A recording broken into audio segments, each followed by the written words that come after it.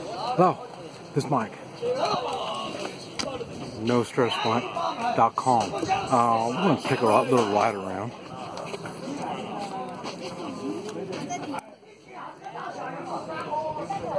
And we're going to talk a little bit. Bye-bye. We're going to talk a little bit. And what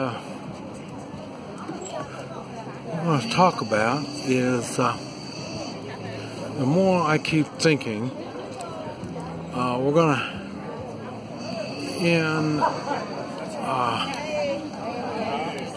there's going to be a time that I don't see how we're going to escape it. And the time is going to be that we're going to have to stand and fight for our beliefs. Now, when I talk about that, when we're talking about the snowflakes arming, I really don't look at that as much of a threat myself, other than just doing crazy stuff. And the racial stuff, I don't see how that's going to be a big thing. Same thing with Muslim type stuff. People, especially non-Americans, don't understand, because they look at Americans like they look at me. For some reason, my openness, my kindness, I'm kind to other people, I'm happy, I'm generous, and many look at that as weakness. And let me try to cross the road here.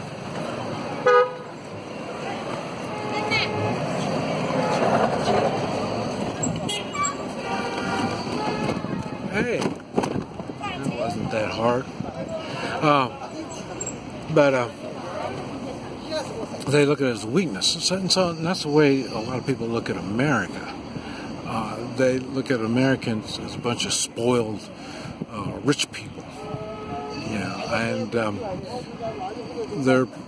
they're half right, and that is we're spoiled, and that's what happens when you prosper. You get spoiled. That's why you want to prosper. You want to spoil yourself. So, but they don't understand that. And then a lot of these, even in America, they try to say, well, that was money in the family. They didn't really earn. So jealousy has a lot to do with all that stuff also. But the thing is, they don't understand that Americans only push so far.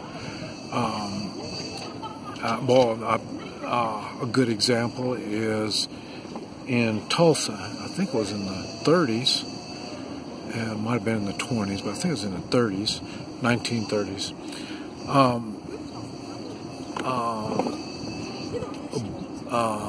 The blacks started getting violent, I guess you might say. The protesting, protesting is protesting. Carry a sign around, bitch and raise hell.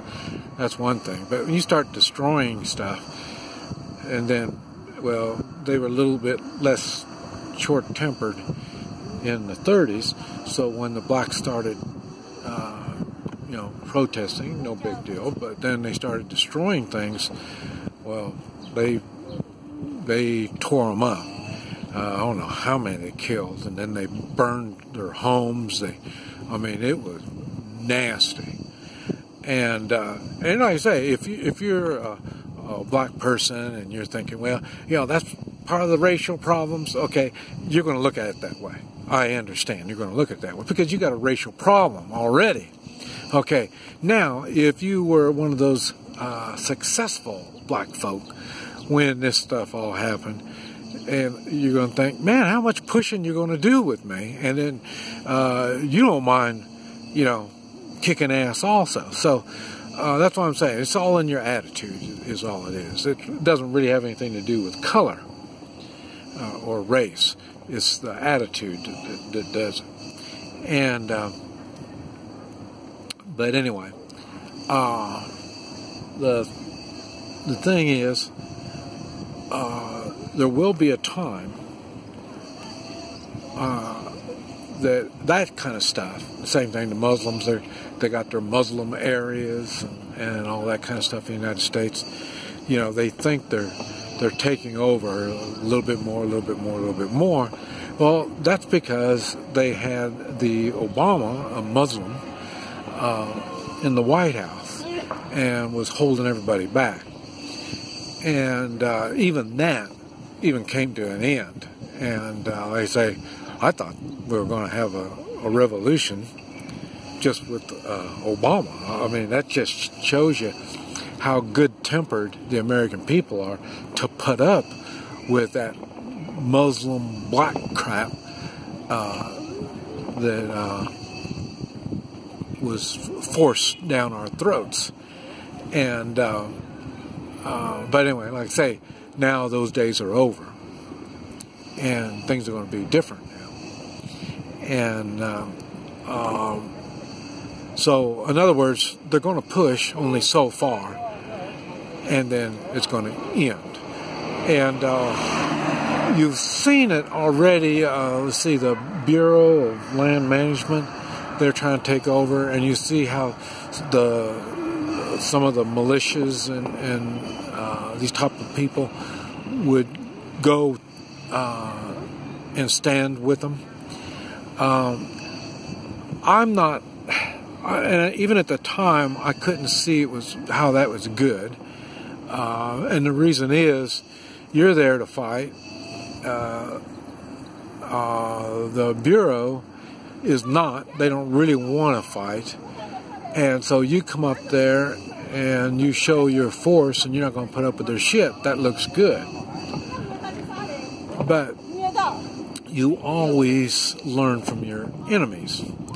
So we learned, well, if we have enough of us, we can do this. Okay, so they learned, and I'm surprised they let it happen. I thought they'd have the roads, they'd stop people on the roads coming to the place. So that was shocking to me. But like I say, they're learning. They won't let that happen again. They won't let themselves get overwhelmed again.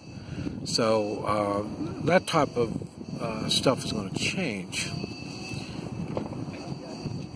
And it won't be that easy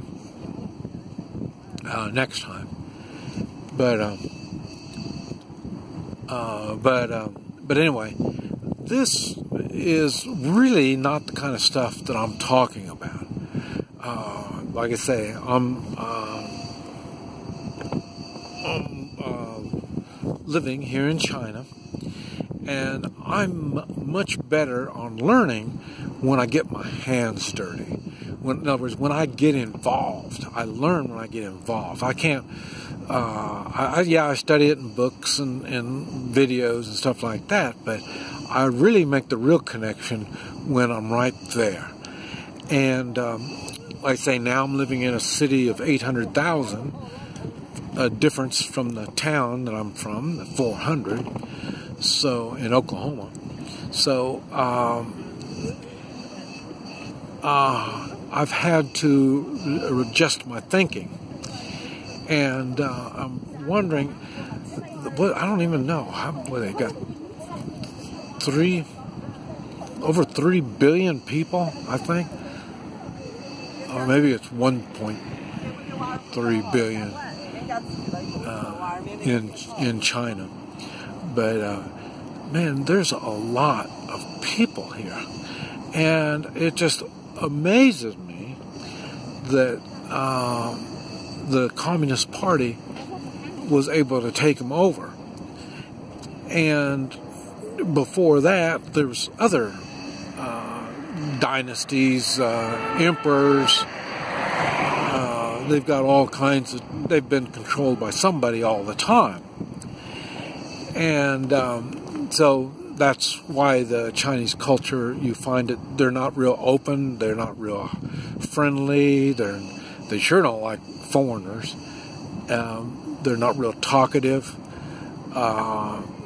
There's a reason for all that. I mean, not only generations and generations, we're talking hundreds and thousands of years, they've been ruled by somebody. So they just don't tend to be friendly. Now, I'm not, the United States, well, we got, less than 250 year history on the United States, and before the United States, the country itself, we're talking 600 years, with Columbus, so it's different. We're not used to being controlled, and we're armed. We've always been armed, and now once the wimps and the snowflakes and the communists and all them are able to take over the mindset of the American people, well, then that's it. And I pretty much thought it was, but like I say, we still got probably 60% or more voted for Trump, so that gives you hope that there's still a majority of the people that are true Americans and are willing to put up a fight if necessary. And they're probably already armed. So, in other words, when we have local problems, we should be able to take care of it. Like I say, here in China, it's not done like that. The local problems, everything is taken care of by the ones that have the guns, and that's the government. So if you have a local problem, you call the government, and they come in and they take charge, and and what they do is occupy, and that is really what's going to happen. I mean, what do you call it? The Muslims and stuff. They're right now they're occupiers in the places that they think that they are ruling. They're really just occupiers, and because they've been dumbed down, the local people have been dumbed down so much they go along with that crap. But you can pretty much count on that going away. But what I want to talk about is when we, because that's what the government does. Here in China, the government will move its forces to the place that it needs its forces. And this is something that we are going to have to start thinking about. And because there's going to be a time we're going to have to move our forces. I don't really think my little place where I'm at, 400 people, I don't think we're going to have any problems. I mean, why would anybody want to do anything with us? We got food, water, we got everything, so we're having no problem. But the reality is we are going to have to go help others. And this is what I want to talk about. And I can see I'm going to have to make another video on that. So we'll call this number 1, and then we'll do number 2. And what it is, we're trying to do like the government does, move our forces to where they are needed. And this is what I want to talk about. And this was number 1. We're on number 2. We'll talk about that more in detail. This is Mike, NoStressMike.com.